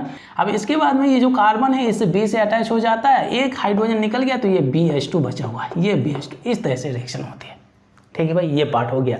अब देखिए भाई यहाँ पे आपको करना क्या है, एक और मॉलिक्यूल ऑफ एल्कीन लेना है, सेम मॉलिक्यूल, ठीक है भाई, सेम मॉलिक्यूल। तो यहाँ पे मैं क्या करता हूँ, ये CH2 हो गया है, डबल बॉन्ड, ये आपका CH, ये हो जाता है आपका CH3, ठीक है भाई। तो इसमें क्या करेंगे, इसमें पॉजिटिव इंडक्टिव इफेक्ट की वजह से इलेक्ट्रॉन डेंसिटी उसी पैटर्न में रिएक्शन को कंप्लीट करते जाएंगे, यहाँ पर पार्शियल पॉजिटिव चार्ज डेवलप होगा। अब देखिए भाई इसमें भी ये 3 बॉन्ड बना रहा है, जब कभी भी ये 3 बॉन्ड बनाएगा तो इसका ऑक्टेट पूरा नहीं होगा, क्योंकि इसके पास में 6 इलेक्ट्रॉन होंगे। तो क्या होगा, ये इलेक्ट्रॉन डेंसिटी इसको सप्लाई करेगा। अब इसके पास में 2 हाइड्रोजन हैं, 2 हाइड्रोजन, तो उसी पैटर्न में क्या हो जाएगा भाई, ये इलेक्ट्रॉन डेंसिटी को पुल करेगा, क्योंकि 4 बॉन्ड बना नहीं सकता। यहाँ से आपका निकलेगा हाइड्राइड आयन, ये हाइड्राइड आयन इस पॉजिटिव चार्ज के द्वारा अट्रैक्ट किया जाएगा तो ये CH2 में तब्दील होगा, और ये B जो है इस CH2 से कनेक्ट होता है, तो ये हो जाता है आपका CH3, ठीक है भाई। ये CH2 हो गया, ये आपका CH2 हो जाता है, और ये आपका B हो गया। B के साथ में आपका एक हाइड्रोजन बचा हुआ है, ठीक है भाई, और ये आपका चेन सुरक्षित रखा हुआ है, इसको आप लिख देते हैं CH2, ये CH2 हो गया, और ये हो गया आपका CH3। इस तरह से रिएक्शन होती है। अब देखिए भाई इस कंपाउंड में अगर आप ध्यान दें तो यहाँ पर भी ये 3 बॉन्ड बना रहा है, मतलब फिर भी कि ये इलेक्ट्रॉन डेंसिटी को एक्सेप्ट कर सकता है। बहुत ही इंटरेस्टिंग रिएक्शन है। अब देखिए यहाँ पर आपको एक और मॉलिक्यूल, अभी तक हम लोग तो 2 मॉलिक्यूल ऑफ एल्कीन लिया हुआ है, एक और मॉलिक्यूल ले लेते हैं। अब कब तक, जब तक कि इसके पास में हाइड्रोजन लगा हुआ है, हाइड्रोजन गया तो इसके बाद में फर्दर आप एल्कीन नहीं ले सकते हैं। ये डबल बॉन्ड और ये CH2 हो गया, ये ब्रेकिंग करेंगे तो यहाँ पर पार्शियल पॉजिटिव, यहाँ पर पार्शियल नेगेटिव, ये इलेक्ट्रॉन डेंसिटी इसको सप्लाई करेगा, फिर इसके बाद में ये हाइड्रोजन आपका निकलेगा, ठीक है भाई। ये 4 बॉन्ड नहीं बनाएगा। तो अब होता क्या है, ये H माइनस के रूप में निकलेगा, तो ये आकर के इसको इलेक्ट्रॉन डेंसिटी सप्लाई करेगा, ठीक है। तो ये से अटैच हो जाता है। तो अब क्या हो जाता है, ये CH3 हो गया, ये CH2 हो गया, ये CH2 हो गया, ठीक है भाई। ये B है, ये CH2 इस B से अटैच होता है, B से आपका ये 2 चेन लगी हुई है। चलिए मैं यहाँ पर अटैच कर देता हूँ CH2, ये आपका CH2, ये CH3 हो गया, और ये हो गया आपका CH2, और ये CH2, और ये हो जाता है CH3। ये पार्ट हो गया भाई, ठीक है। ये आपका, इसको आप ऐसे कर दीजिए, थोड़ा सा एरो दिखेगा कि रिएक्शन कैसे जा रही, तो हम ऐसे आ रहे हैं, ठीक है भाई। अब ये कंपाउंड बन गया। अब देखिए बोरान के पास में एक भी हाइड्रोजन नहीं है। इस कंपाउंड को थोड़ा सा लेंदी लग रहा है, मैं इसको ऐसे भी लिख देता हूँ, ये B हो गया, यहाँ से आप कर सकते हैं CH2, और ये CH2, ये CH3 हो गया, होल क्या कर सकते हैं, 3 मॉलिक्यूल्स लगे, तो यहाँ पर थ्राइस कर देता हूँ, ठीक है भाई। ये पार्ट हो गया। अब देखिए इसमें अगर आप डालते हैं वाटर, जब आप वाटर डालेंगे, ये वाटर डालेंगे तो इसकी ब्रेकिंग यहाँ से हो जाता है, ठीक है। इसको आप ऐसे कर सकते हैं। अब देखिए यहाँ पे वाटर है तो क्या हो जाएगा, ये मेटल है, इसके पास में पॉजिटिव चार्ज होगा तो OH माइनस आयन इसको जाएगा, जब इस बॉन्ड को ब्रेक करेंगे H प्लस आयन इसको जाएगा। तो देखिए CH3 CH2 O CH3, ये हाइड्रोजन है जिससे अटैच होगा तो CH3 हो जाएगा BOH। इस बॉन्ड को ब्रेक करेंगे तो ये आपका OH इसको जाएगा, हाइड्रोजन इसको जाएगा, ठीक है भाई। इस बॉन्ड को ब्रेक करेंगे तो OH इसको जाएगा, ये हाइड्रोजन इसको जाएगा। तो एक एल्केन यहाँ से, एक एल्केन यहाँ से, एक एल्केन आपको यहाँ से मिलेगा। मतलब है कि यहाँ पर आपको मिलने वाले हैं 3 मॉलिक्यूल्स ऑफ एल्केन, CH3, ये CH2 और ये हो जाता है आपका CH3 इस तरह से। अब देखिए भाई बोरान के साथ में कितने OH अटैच हो रहे हैं, 3, तो ये मिल जाएगा ये आपका BOH का होल थ्राइस। इस तरह से रिएक्शन कंप्लीट कर सकते हैं। कितने वाटर मॉलिक्यूल अटैच किए हैं, इसके 3 बॉन्ड ब्रेक किए हैं, 3 वाटर मॉलिक्यूल अटैच किए हैं, तो यहाँ पर आप 3 मेंशन कर दीजिए। लीजिए आपको एल्केन का फॉर्मेशन हो जाता है, यहाँ पर 3 मॉलिक्यूल्स आपको एल्केन मिल जाते हैं, ठीक है भाई। इस तरह से रिएक्शन कंप्लीट हो जाती है। बहुत ही अच्छी रिएक्शन है, बहुत ही इंटरेस्टिंग रिएक्शन है, बहुत ही आसानी से इस रिएक्शन को आप समझ सकते हैं। अब देखिए भाई यहाँ पर एक इंटरेस्टिंग पार्ट में बताता हूँ। अगर मैं ले लेता हूँ जैसे CH3, ये आपका CH, ये डबल बॉन्ड, ये CH2 हो जाता है, ठीक है भाई। यहाँ पे अगर आपने लिया हुआ BH3 और डाला हुआ AgNO3, ठीक है, AgNO3, यहाँ पे आपने डाला हुआ BH3 और ये हो गया आपका H+, ठीक है भाई, जो वाटर डाला हुआ है। यहाँ पे अगर आपने डाल दिया BH3 और ये आपका OH माइनस आयन यहाँ पर डाला हुआ है H2O2। तीनों के केस में ये रीजेंट डिफरेंट है, ये रीजेंट डिफरेंट है, ये रीजेंट डिफरेंट है। तीनों के केस में डिफरेंट प्रोडक्ट बनेंगे। हाँ, कंफ्यूजन नहीं होना है, आप बिल्कुल ब्लाइंडली आप सोचें कि इस तरह से केवल एल्केन का भी फॉर्मेशन करेंगे।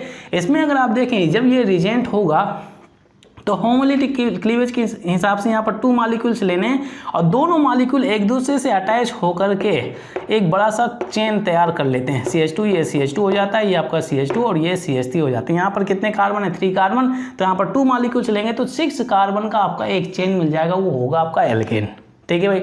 अगर आपने यहाँ पर लिया हुआ BH3 हो जाएगा, तो यहाँ से आपको सेम टाइप का एल्केन मिलेगा, जितने कार्बन है उतने कार्बन का एल्केन मिलेगा। CH3, ये आपका CH2 और ये हो जाता है आपका CH3। ये चीज़ आप दिमाग में रखें, ऐसे क्वेश्चन काफ़ी पूछे जाते हैं, तो यहाँ पर कंफ्यूज नहीं होना है। अब देखिए भाई अगर मैं इस रीजेंट के बारे में बात करता हूँ, इस रीजेंट के बारे में, ये वाटर ही है, कहिए तो मैं इसको वाटर कर देता हूँ, H2 हो गया भाई, ठीक है भाई। तो इसके केस में आपको क्या कितना 3 मॉलिक्यूल्स ऑफ एल्केन मिलेगा। मतलब यहाँ पर 3 मॉलिक्यूल्स लेंगे, 1 मॉलिक्यूल, फिर इसके बाद में सेकेंड मॉलिक्यूल, फिर इसके बाद में थर्ड मॉलिक्यूल। जब 3 मॉलिक्यूल्स लेंगे तो 3 मॉलिक्यूल्स का आपको एल्केन मिलेगा, सैचुरेटेड हाइड्रोकार्बन। इसमें क्या होता है, 2 मॉलिक्यूल्स लेंगे तो दोनों एक दूसरे से में चेन में लग जाते हैं, एक बड़ी सी चेन तैयार कर लेते हैं, ठीक है। 2 मॉलिक्यूल्स परंतु 1 मॉलिक्यूल का बड़ा सा कंपाउंड मिलेगा। अब देखिए भाई यहाँ पे अगर आप देखें तो ये H2O2 लगा है, मतलब पराक्साइड इफेक्ट लगा हुआ है। मतलब है कि यहाँ पर यूज करना है आपको कौन सा, एंटी मार्कोनी का रोल है। एंटी मार्कोनी का रोल में आपको ये जो OH माइनस आयन है attaches to that carbon having more number of hydrogen, मतलब इसको हाइड्रोजन जाएगा, इसको OH माइनस आयन जाएगा, तो एज ए रिजल्ट ये CH3, ये आपका CH2 हो जाएगा, ये आपका ये CH2 और ये OH हो जाता है। तो ये प्राइमरी अल्कोहल का फॉर्मेशन होता है। ये हो गया भाई, प्राइमरी अल्कोहल का फॉर्मेशन होता है। तो देखिए रीजेंट अगर अलग अलग दिए हुए हैं तो प्रोडक्ट का फॉर्मेशन भी अलग अलग होता है। केवल हाइड्रोबोरेशन ऑफ एल्केन दिया हुआ है तो इस रिएक्शन को बहुत ही आसानी से आप लोगों ने समझा होगा। अगर ऐसे ऐसे रीजन दे दिए जाते हैं तो आपको केयरफुली होकर के ही प्रोडक्ट का फॉर्मेशन करना है। चलिए इसके बाद में हमने कुछ मेथड्स इस साइड भी लिखे हुए थे, चलिए उन मेथड के बारे में भी हम लोग 1 by 1 डिस्कस कर लेते हैं।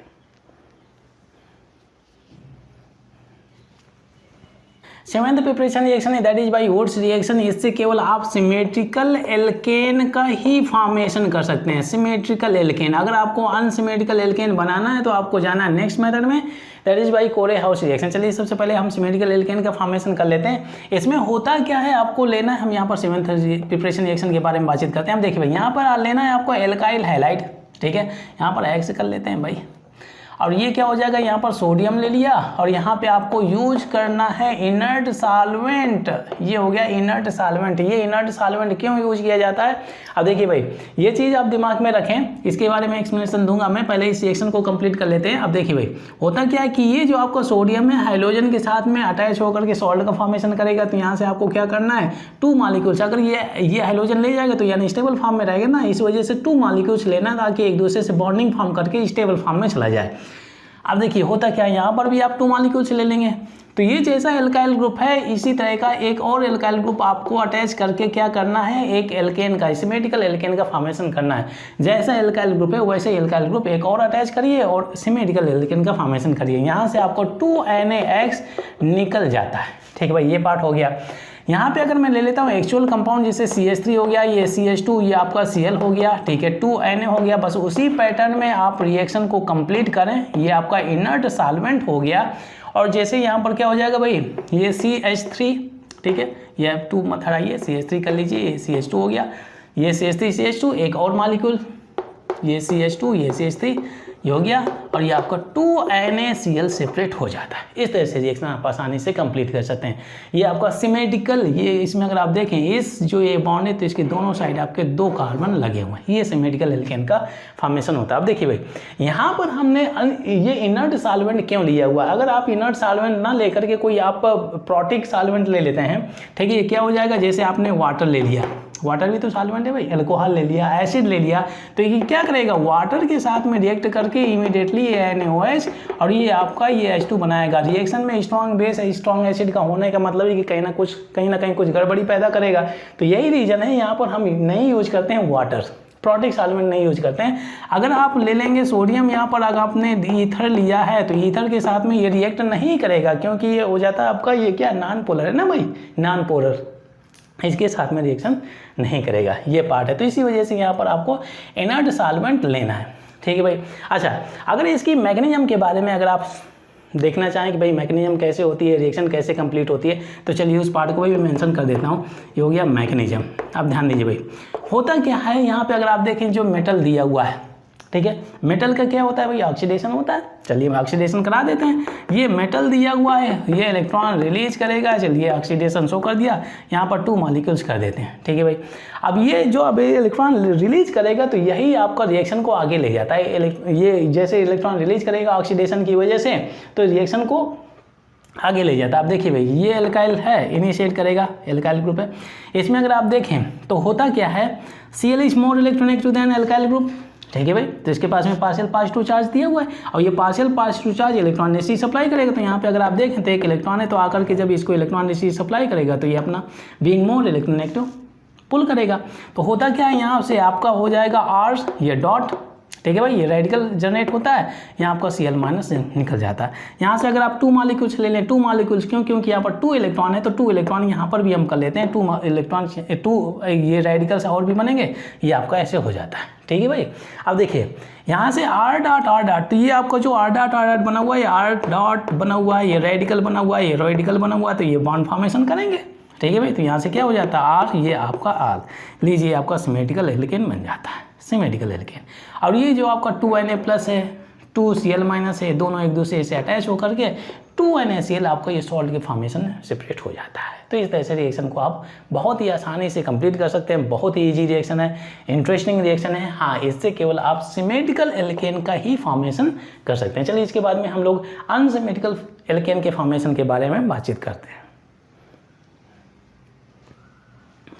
8th प्रिपरेशन रिएक्शन है, दैट इज बाई कोरे हाउस रिएक्शन। यहाँ पर मैं लिख देता हूँ 8th प्रिपरेशन रिएक्शन। ठीक है भाई, ये हो गया आपका 8th प्रिपरेशन रिएक्शन। ठीक है, इससे आप बनाएंगे अनसिमेट्रिकल एल्केन बनाएंगे, अनसिमेट्रिकल एल्केन का फॉर्मेशन आप करने वाले। अब देखिए भाई, यहाँ पे बेसिकली होता क्या है कि आप लोगों ने सीखा होगा ग्रिग्नार्ड रीजन के फॉर्मेशन के बारे में। एल्काइल हैलाइड की जब आप रिएक्शन कराते हैं मेटल मैग्नीशियम के साथ में in the presence of inert solvent, देखिए रिएक्शन कैसे होती है। जैसे मैंने ले लिया एल्काइल हैलाइड, ठीक है भाई, इसकी रिएक्शन कराते हैं Mg के साथ में। यहाँ पे डाला हुआ है ड्राई ईथर, इनर्ट सॉल्वेंट डाला हुआ है। ठीक है, अगर मेटल लेंगे तो इनर्ट सॉल्वेंट ही लेना, अदरवाइज वो बेसेस बनाने लगता है, स्ट्रॉन्ग बेस बनाने लगता है। अब देखिए भाई, होता क्या है, ये Mg कितने बॉन्ड बना सकता है, मैग्नीशियम 2 बॉन्ड बना सकता है। तो ये आकर के इन दोनों को ब्रेक करेगा, इन दोनों के बीच में एंटर हो जाता है। तो ये हो जाता है आपका R, ये Mg और ये आपका X हो गया, दोनों के बीच में आ गया। अब इसकी वैलेंसी भी सेटिस्फाई हो जाती है। इस तरह से ग्रिग्नार्ड रीजन का फॉर्मेशन होता है। अब देखिए भाई, कोरे हाउस रिएक्शन में क्या होता है, इस यहाँ पर कोरे हाउस, ठीक है, यहाँ पर CHR लिख देता हूँ, कोरे हाउस रिएक्शन। देखिए भाई, यहाँ से रिएक्शन इसकी स्टार्ट होती है। तो इसमें क्या होता है, इसमें भी आपको एल्काइल हाइड्राइड लेना है अपन, तो यहाँ पर आपको मैग्नीशियम ना लेकर के लिथियम लेना है। और यहाँ पर वही सेम पार्ट रहेगा, ड्राई ईथर रहेगा, ये ड्राई ईथर रहेगा। अब देखिए भाई यहाँ पे अगर आप देखें जो लिथियम में केवल एक ही बॉन्ड बना सकता है, ये आपका मैग्नीशियम कितने 2 बॉन्ड बना सकता है। तो यहाँ पे क्या करना है, आपको 2 मॉलिक्यूल्स लेना है, ठीक है भाई। अब होता क्या है, एक लिथियम इससे कनेक्ट होकर के हैलाइड से सॉल्ट के फॉर्म में निकल जाएगा, लिथियम क्या हो जाएगा, लिथियम, और ये आपका X के रूप में निकल गया। और जो दूसरा लिथियम है इसके साथ में अटैच हो जाएगा, क्योंकि बॉन्ड ब्रेकिंग होगा ना भाई, तो ये अनस्टेबल फॉर्म में चला जाएगा, तो ये आपका R और ये आपका Li होता है। तो एल्कली लिथियम बोल सकते हैं, हो गया भाई एल्कली लिथियम, ठीक है भाई। अब इसकी रिएक्शन हम कराते हैं, यहाँ पर क्या हो जाएगा, ये Ri हो गया, और इसकी रिएक्शन कराते हैं, ये आपका ये हो गया कॉपर, और यहाँ पर हाइड्रोजन लगा सकते हैं, ये हाइड्रोजन हो गया भाई, हाइड्रोजन, ठीक है भाई, हाइड्रोजन हो गया। अब देखिए इसकी वैलेंसी कितनी भाई, यहाँ पर पॉजिटिव है, यहाँ पर नेगेटिव चार्ज, हाइड्रोजन का अगर माइनस है। अब देखिए भाई अब यहाँ पर रिएक्शन होती है, यहाँ पे क्या करना है, आपको लेना है 2 मॉलिक्यूल्स, तो ठीक है भाई। ये आपका हैलोजन लगा हुआ, तो वही सेम पैटर्न में एक लिथियम इस हैलोजन से अटैच होकर के सॉल्ट का फॉर्मेशन करेगा। चलिए मैं इस पार्ट को सेपरेट कर देता हूँ, ठीक है भाई। अब देखिए यहाँ पर होता क्या है, अब देखिए यहाँ पे इसको जो बनने वाला जो कॉम्प्लेक्स है, इसको आप ऐसे भी समझ सकते हैं, ठीक है भाई।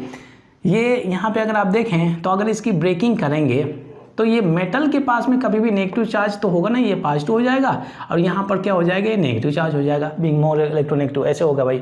अब देखिए इसके पास में पॉजिटिव चार्ज है, ये आपका कॉपर है, ये आपका पॉजिटिव चार्ज है, ठीक है भाई। यहाँ पर 2 मॉलिक्यूल्स ऑफ R माइनस हैं, यह माइनस हो गया भाई, यहाँ पर भी लिख दीजिए माइनस हो गया। ये इलेक्ट्रॉन डेंसिटी इसको सप्लाई करेगा, इलेक्ट्रॉन डेंसिटी इसको सप्लाई करेगा, ठीक है भाई। अब देखिए भाई यहाँ पर एक लिथियम तो बचा हुआ ना, 2 मॉलिक्यूल्स ऑफ लिथियम लिया है, तो एक लिथियम तो हैलोजन के साथ में निकल गया, सॉल्ट का फॉर्मेशन करता है। एक लिथियम बचा हुआ, तो आपको क्या करना है, एक दूसरा लिथियम जो बचा हुआ है इसको बाहर रखिए, लिथियम ये पॉजिटिव चार्ज। अब देखिए भाई अंदर आप इस ब्रैकेट के अंदर अगर आप देखें तो कितना नेगेटिव है, 2 नेगेटिव एक पॉजिटिव है, तो पॉजिटिव नेगेटिव एक दूसरे को कैंसिल करेंगे, ठीक है भाई, न्यूट्रलाइज कर देंगे। एक नेगेटिव बचा हुआ, तो इस नेगेटिव को आप यहाँ पे लिख दीजिए, ठीक है भाई। इस पूरे पोर्शन के पास में एक ही नेगेटिव चार्ज बचेगा, क्योंकि ये एक दूसरे को कैंसिल कर देंगे, ठीक है। ये एक दूसरे को ये कैंसिल करेंगे तो ये बच जाएगा। लीजिए ये कॉम्प्लेक्स का फॉर्मेशन होता है, इसे हम बोलते हैं डाई एल्काइल लिथियम क्यूप्रेट बोलते हैं, गिलमैन्स रिएजेंट भी बोलते हैं, ठीक है। ये आपका होता है इसमें कोरेहाउस रिएक्शन में, इस रिएजेंट को यूज करके आप बनाएंगे, क्या बनाएंगे, अनसिमेट्रिकल एल्केन का फॉर्मेशन करते हैं। तो यहाँ पे कहिए तो मैं इसको ऐसे लिख देता हूँ, ये हो जाएगा R2Cu, और ये हो जाता है आपका लिथियम। यहाँ पे आप मेंशन कर सकते हैं नेगेटिव, यहाँ पर आप मेंशन कर सकते हैं पॉजिटिव। तो इस कॉम्प्लेक्स का फॉर्मेशन ऐसे होता है भाई, ऐसे आप समझ लीजिए।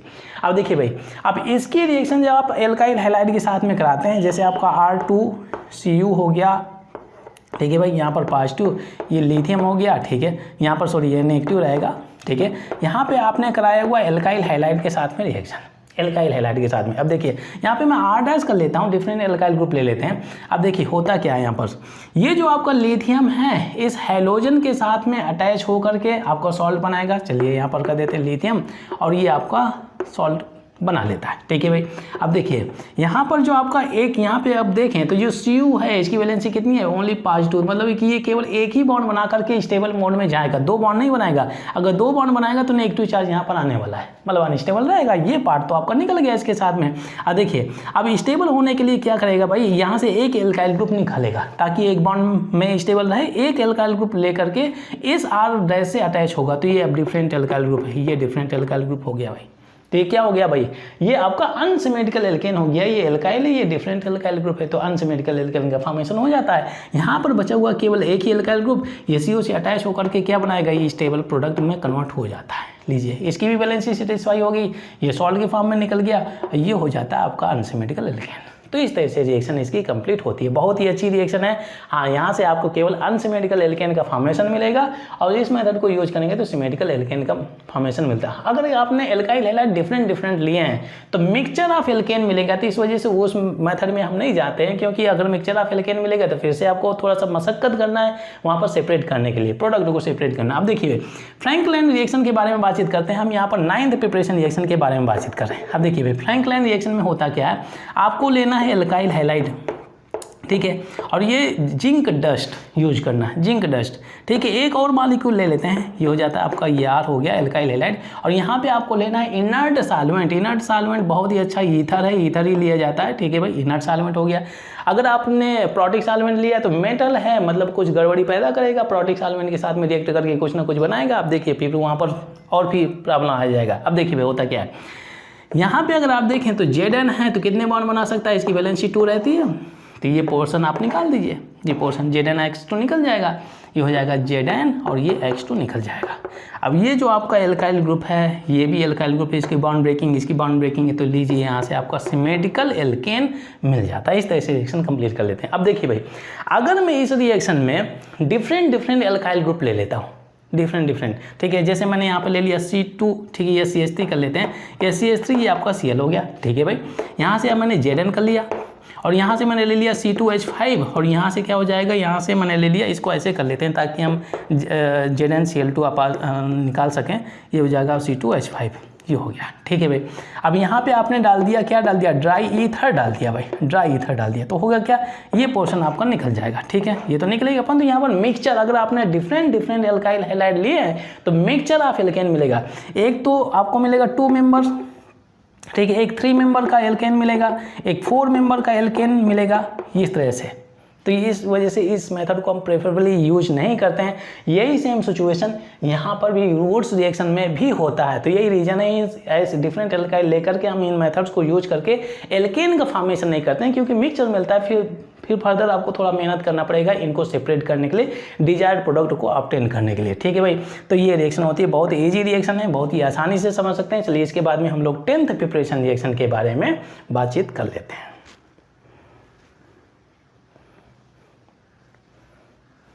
10th प्रिपरेशन रिएक्शन है that is by reduction of carbonyl compound. Carbonyl compound का आप रिडक्शन करके आप बना सकते हैं सैचुरेटेड हाइड्रोकार्बन, मीन आप बना सकते हैं एल्केन का फॉर्मेशन कर सकते हैं। अब देखिए भाई, यहाँ पर हम बातचीत कर रहे हैं 10th प्रिपरेशन रिएक्शन के बारे में। अब मैं यहाँ पर एक रिड्यूसिंग एजेंट शेयर कर रहा हूँ, बहुत ही अच्छा रिड्यूसिंग एजेंट। यहाँ पर मैं मेंशन कर देता हूँ HI, और ये हो गया आपका रेड फास्फोरस, बहुत ही अच्छा रिड्यूसिंग एजेंट है। अब देखिए भाई, यहाँ पर आप मेंटेन करना है temperature 150 to 200 degree Celsius temperature आपको मेंटेन करना है, ठीक है भाई। एक और रिड्यूसिंग एजेंट ले लेता हूँ, जैसे आपका हो गया NH2, ये हो गया आपका हाइड्रोजन हो गया NH2, और यहाँ पर आपको बेस के प्रेजेंस में रिएक्शन कराते हैं। इसको वोल्फ-किस्नर रिएक्शन में इस रिएजेंट को यूज किया जाता है। ये भी आपका रिड्यूसिंग एजेंट ही है, वोल्फ-किस्नर रिएक्शन, ठीक है भाई, वोल्फ-किस्नर रिएक्शन, किस्नर, ये हो गया। एल्डिहाइड कीटोन के चैप्टर में इस रिड्यूसिंग एजेंट के बारे में हम लोगों ने सीखा हुआ है और मैकेनिज्म भी आपने सीखा होगा। अब इसके बाद में एक और रिड्यूसिंग एजेंट है जो कार्बोनिल कंपाउंड को रिड्यूस करते हैं। यहाँ पे मैं ले लेता हूँ, क्या हो गया, Zn, ये Hg हो गया, और यहाँ पर आपको लेना है HCl, ये एसिड हो गया। ये होता है आपका क्लीमेंसन रिडक्शन में यूज किया जाता है, क्लीमेंसन रिडक्शन रिएक्शन में, ठीक है भाई, रिडक्शन रिएक्शन में। आप ध्यान दीजिए भाई, ये जो आपके 2 रिड्यूसिंग एजेंट दिए हैं तो ये केवल आपका एल्डिहाइड और कीटोन को ही रिड्यूस करते हैं। एल्डिहाइड कीटोन को, यहाँ पे मैं थोड़ा सा बड़ा कर देता हूँ, ये एल्डिहाइड कीटोन को ही रिड्यूस करते हैं। ये पार्ट आप दिमाग में रखें, ठीक है भाई। ये एसिड को रिड्यूस नहीं करेंगे, एल्कोहल को रिड्यूस नहीं करेंगे, एल्काइल हैलाइड को रिड्यूस नहीं करेंगे, ये एसिड डेरिवेटिव्स को रिड्यूस नहीं करेंगे, केवल एल्डिहाइड और कीटोन को ही रिड्यूस करेंगे, ठीक है भाई। अब ध्यान दीजिए भाई, ये जो आपका रिड्यूसिंग एजेंट है, एक ऐसा रिड्यूसिंग एजेंट जो आपका एल्काइल हैलाइड को रिड्यूस करेगा, अल्कोहल को रिड्यूस करेगा, एल्डिहाइड कीटोन को रिड्यूस करेगा, एसिड एंड इसके डेरिवेटिव्स को भी रिड्यूस करेगा, और किस में कन्वर्ट करेगा, ये कन्वर्ट कर देता है किस में, एल्केन में कन्वर्ट कर देता है। अब देखिए भाई, यहाँ पे अगर मैं ले लेता हूँ आपका RCOO और ये H हो जाता है, ठीक है भाई।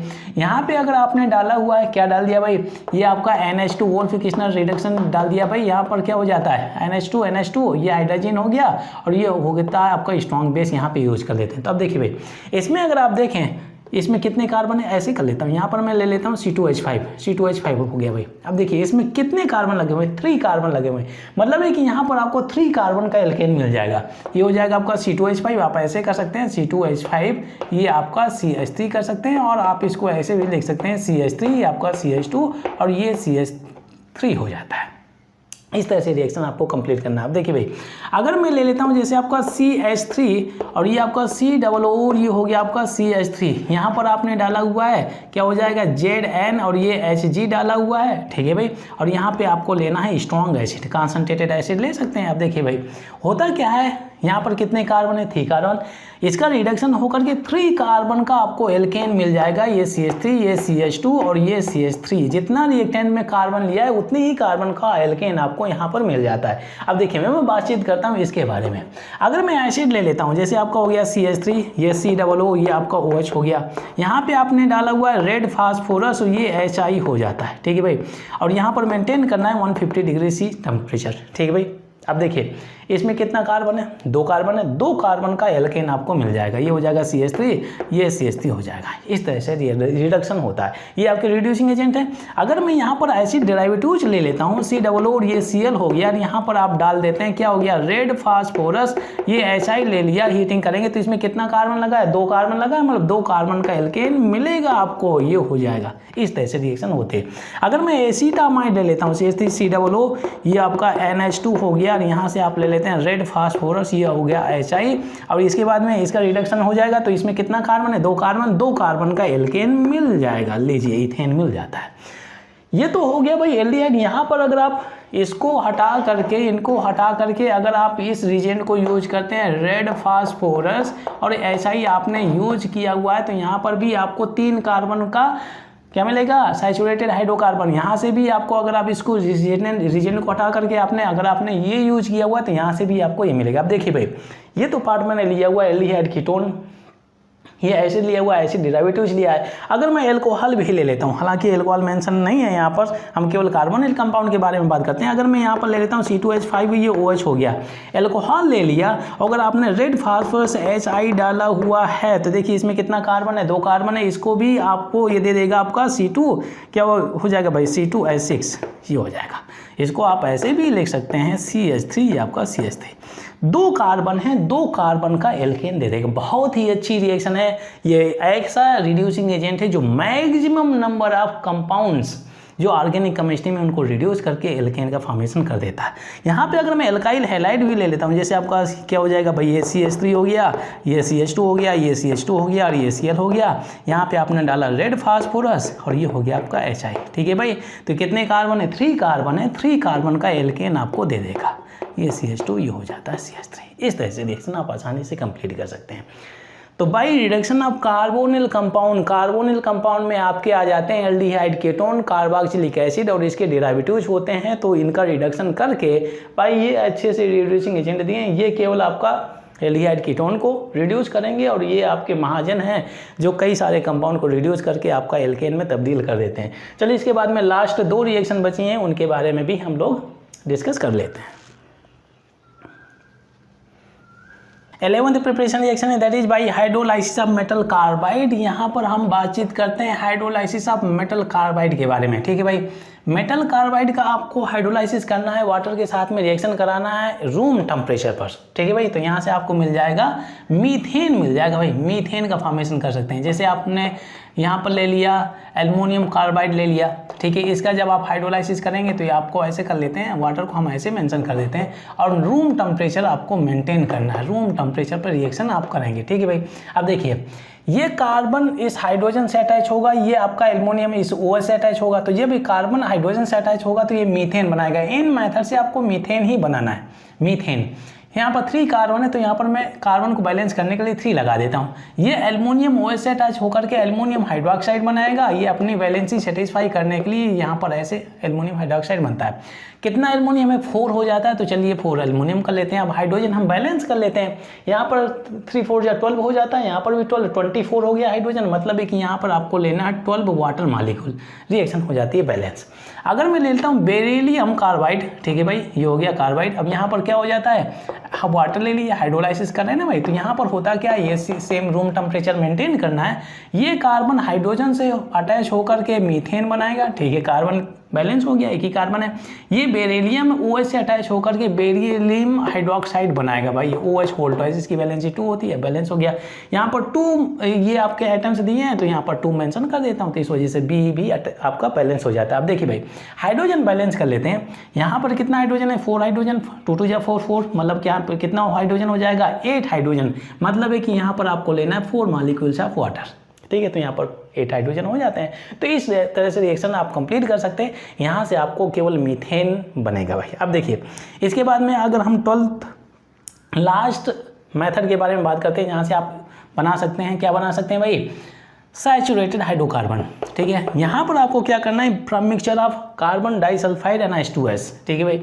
ये हो गया आपका कार्बन डाइसल्फाइड, CH2 ले लिया, CH2, ये हाइड्रोजन सल्फाइड हो गया, H2S हो गया। अब इसकी रिएक्शन करानी है आपको कॉपर के साथ में, टेम्परेचर बहुत ही हाई टेम्परेचर मेंटेन करना है।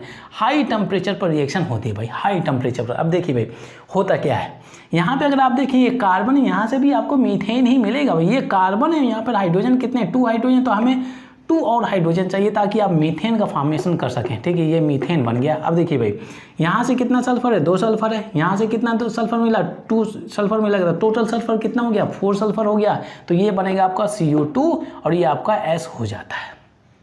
इस तरह से आपका ये कंपाउंड बनता है, ठीक है भाई, ये CO2S। अब यहाँ पर ध्यान दें कितना सल्फर है, 4 सल्फर है, तो सल्फर को बैलेंस करने के लिए आप यहाँ पर ऐसे मेंशन कर दीजिए, 4 सल्फर बैलेंस हो गया। अब कॉपर को बैलेंस कर लेते हैं, 4 2 जा 8, यहाँ पर 8 हो जाता है। इस तरह से रिएक्शन ये बैलेंस हो जाती है भाई। तो यहाँ से आपको इन लास्ट 2 मेथड से आपको केवल मीथेन ही मिलेगा। तो यहाँ पर हम लोगों ने एल्केन की जितनी भी प्रिपरेशन रिएक्शन थी उन सभी के बारे में हम लोगों ने 1 बाय 1 डिस्कस किया हुआ है। अब इसके बाद में हम लोग नए लेक्चर में जो आपका जो एक दूसरा लेक्चर आएगा तो उसमें से हम लोग डिस्कस करेंगे फिजिकल प्रॉपर्टीज ऑफ एल्केन।